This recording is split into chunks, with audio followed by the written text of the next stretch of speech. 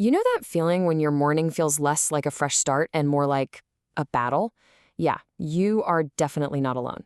We live in this world that's just obsessed with productivity hacks and 5 a.m. clubs, and we're always told to win the morning to win the day.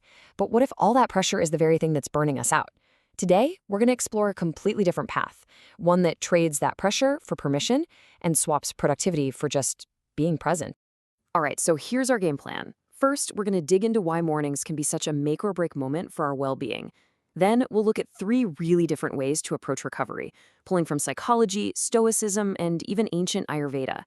After that, we'll get into the science of why routines actually work, see how it lines up with this timeless wisdom, and then we'll bring it all home to help you build a routine that works for you.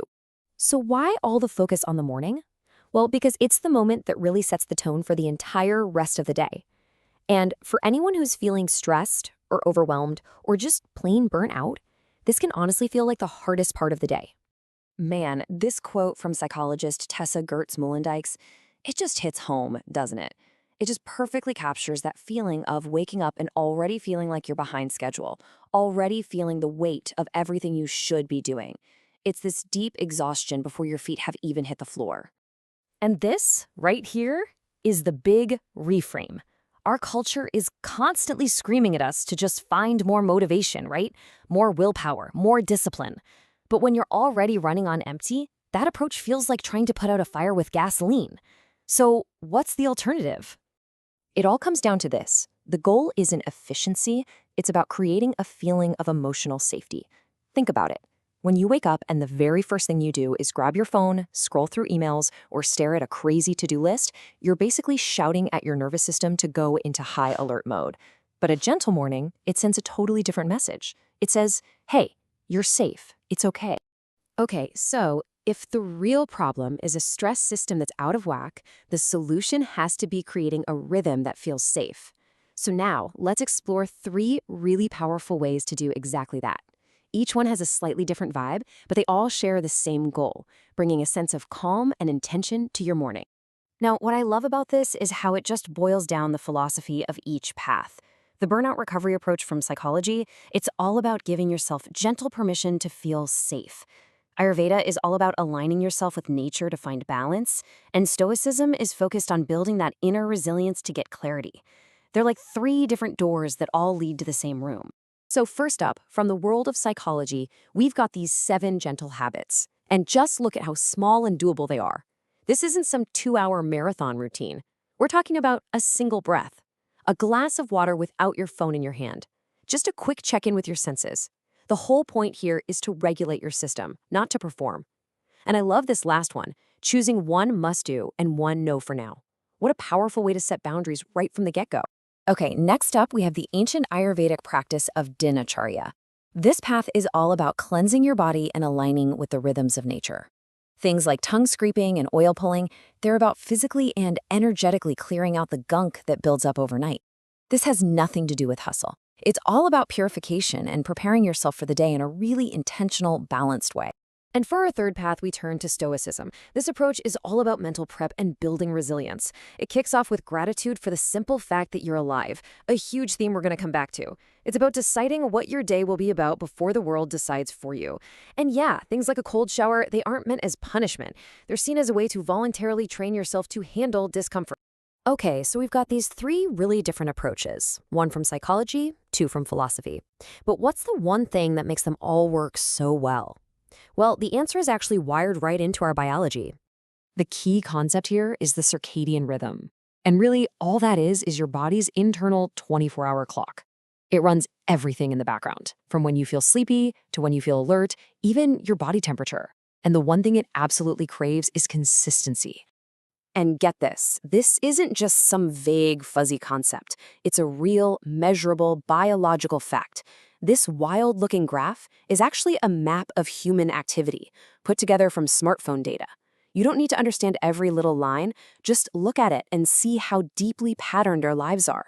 We are all governed by this internal clock. So here's why this is so important. Chronic stress just throws a giant wrench into this whole system.